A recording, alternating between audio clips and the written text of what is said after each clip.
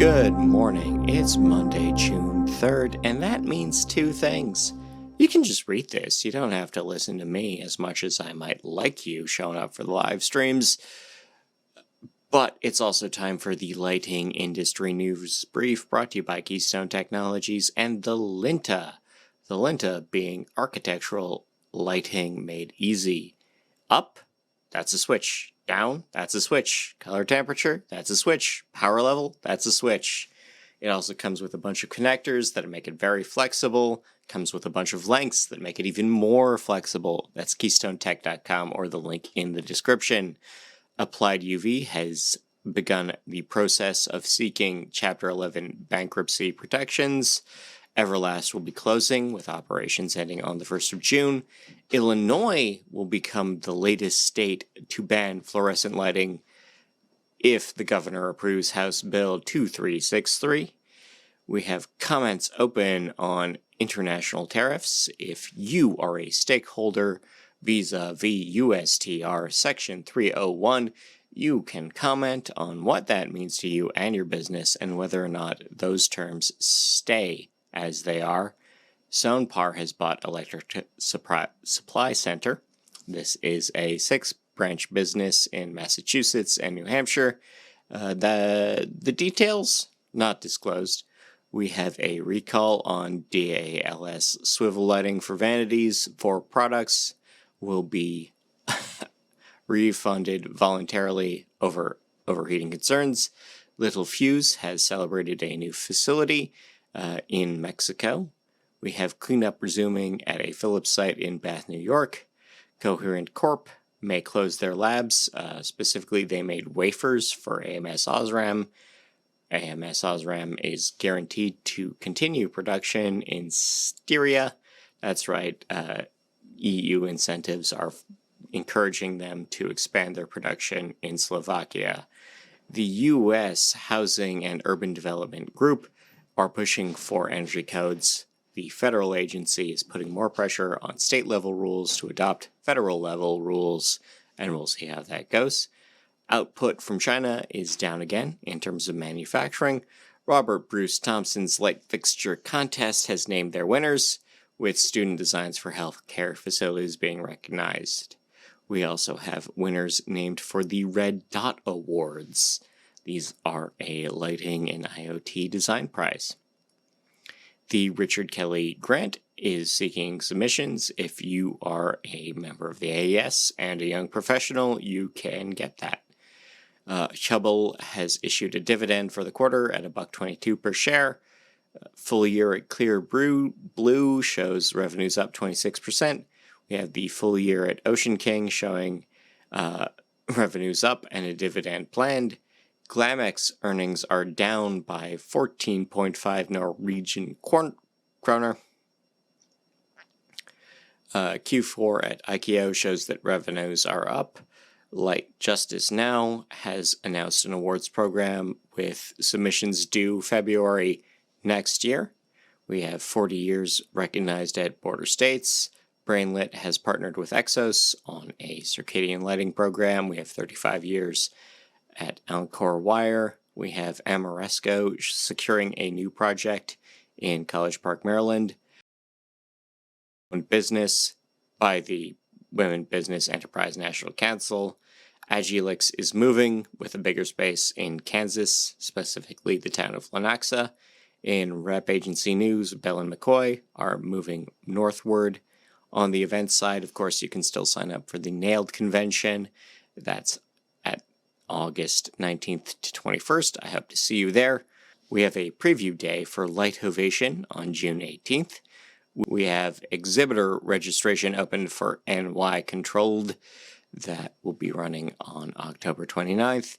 The IALD is sponsoring a new conference for emerging designers if you happen to be going to Enlighten Europe. The LIRC is open for registration if you happen to be going to London this June. The DMC has announced their schedule for Lightovation June. We have a webinar from the IEQ on the 10th, and we have the IES Edmonton planning a mini golf and barbecue day out on the 13th of June.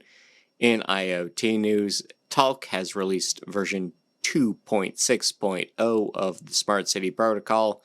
This will align color controls with DALI 2. The Hue app is adding new features and functions. As part of their Control Hub integration, Steve Mesh is on the Lighting Controls podcast. Bazingo Iris has debuted the IoT Bug Zapper.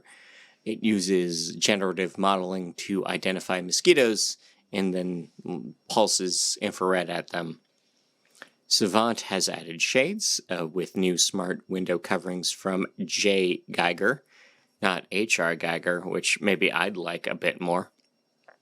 And smart cars might need new traffic lights, with the NCSU proposing white lights to direct self-driving vehicles. On the R&D side of things, annual rhythms have been linked with immune systems in reptiles. Bright mornings do boost recovery time for brain injuries, and a new study from South Korea shows that the so-called miracle morning ain't for everybody. You know, not everyone's going to be an early riser, and that's fine, actually. On the dark side of things, the FDA has declined the Soft Light Foundation's petition to regulate LEDs. The AST has planned a new major satellite.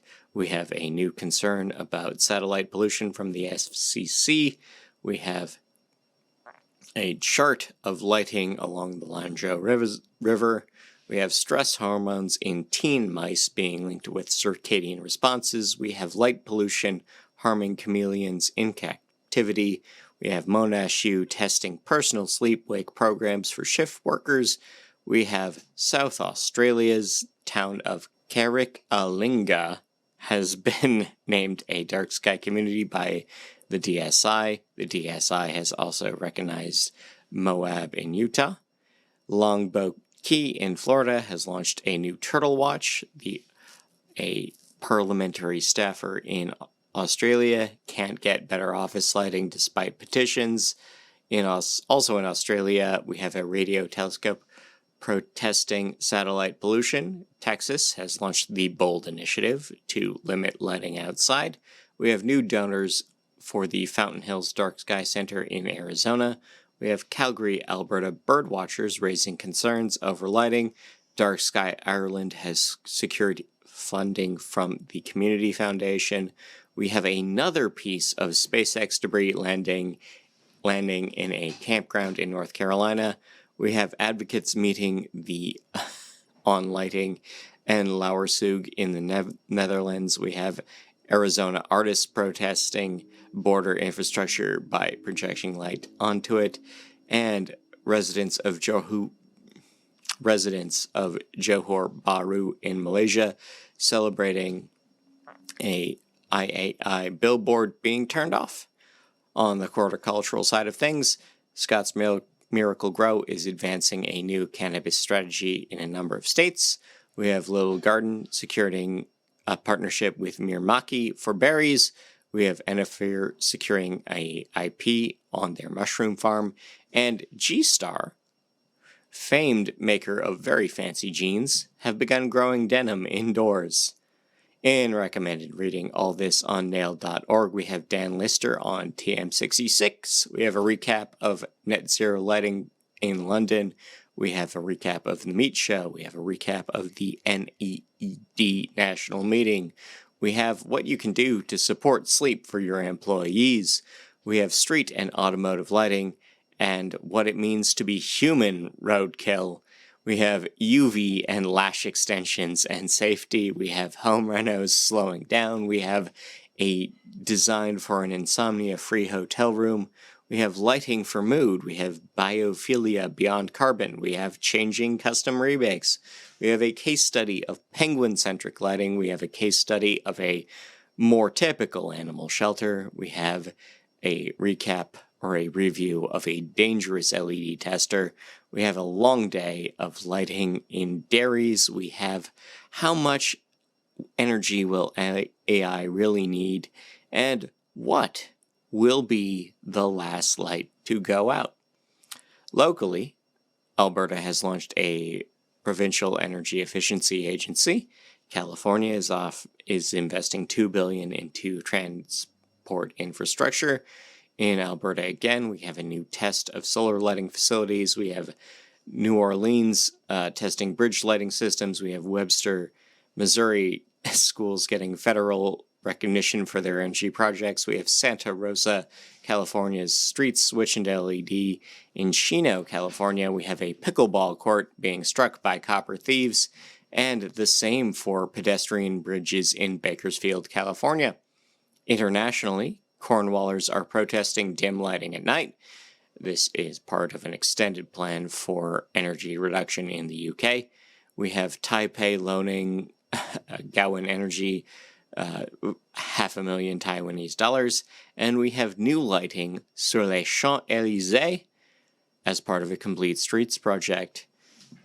People-wise, Deandra Williams-Lewis is moving from GE Lighting to being the Chief Privacy Officer at First Energy. U.S. Poll has picked Scott Smith as their Regional Sales Manager. Rosendin has announced Scott Risch as their Vice President of Environmental Health and Safety. And we have 2 new project managers at the CSC. We have some weirdness, which will show you that sunscreen sometimes shows up on black lights. You can make a floating light bulb powered by magnetic induction, or you could just make an LED roulette wheel. Again, I've been Scott Wachter. Thank you for your time. Thank you for your attention. Thank you to Leadvance. Thank you to Light Efficient Design. Thank you to Keystone. Thank you to Espen. Thank you to ETI. Enjoy your week. Enjoy the music. See ya. I'm not worried about